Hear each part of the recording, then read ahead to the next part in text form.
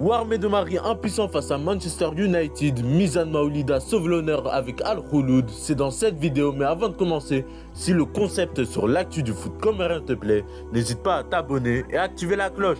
La première actualité vient du côté de la France avec Yannick Pandor qui continue de faire de bonnes performances. En effet, l'US Boulogne et Yannick Pandor affrontaient Versailles dans un contexte de match de national.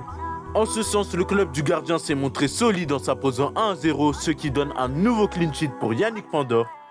Cette belle performance est à l'image de sa saison avec 26 matchs, 26 buts encaissés et 9 clean sheets. Au classement, l'US Boulogne est au coude à coude avec Le Mans avec 51 points et ils ne sont qu'à 4 points du titre et peuvent encore espérer être champions de national. En ce sens, du côté de la Ligue 2, les résultats des clubs comoriens sont globalement satisfaisants.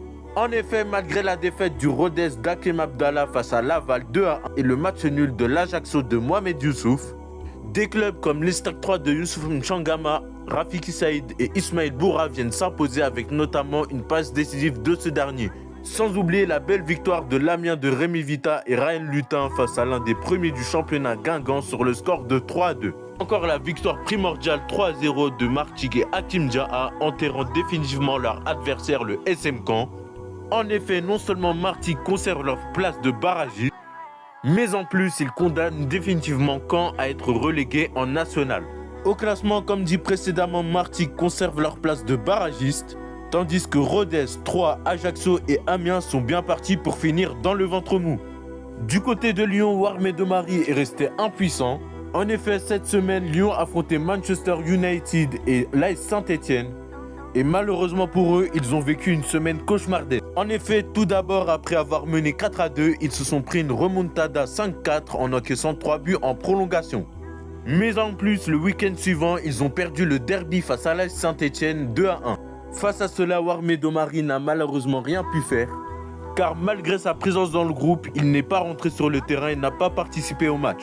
N'ayant pas la confiance de Paulo Fonseca, cela cause un manque de temps de jeu et il devra trouver un point de chute la saison prochaine pour relancer sa carrière. L'autre actualité se trouve du côté de l'Arabie Saoudite, avec tout d'abord Faiz Selemani qui a affronté Al Ettifaq dans le cadre de la Saudi Pro League, avec l'enjeu de consolider sa place dans le top 10 du championnat. En ce sens, l'objectif n'a pas été atteint car l'équipe a perdu ce match sur le score de 1-0, avec notamment un Selemani qui a malheureusement été muet. Mizan Maoulida, quant à lui, a affronté Damak avec l'enjeu majeur qui était de prendre des points pour s'éloigner de la zone rouge. Malheureusement pour lui, malgré un but du Comorien, Al Khouloud s'incline sur le score de 3-1. Mizan continue tout de même sur sa bonne lancée cette saison avec 13 buts en championnat saoudien. Enfin, Zaïdou Youssouf et Al Fateh affrontaient Al Ittihad. Dans une optique de maintien, ils avaient la lourde tâche de lutter contre l'équipe de Benzema et de Kanté. Mais cela n'a pas arrêté le Selakant et les siens vu que dans ce match à enjeu, ils arrivent à arracher une victoire 2-0. Au classement, malgré la défaite d'Al Khouloud, ils gardent une bonne distance sur la zone rouge. Al Fateh, quant à eux, prennent de l'air par rapport à l'enjeu de la relégation. Et Al Riyad reste tout de même dans le top 10 des meilleures équipes du championnat. Enfin, finissons avec la dernière actu qui est du côté du Portugal, avec un résultat mitigé pour Iyad Mohamed et Casa Pia.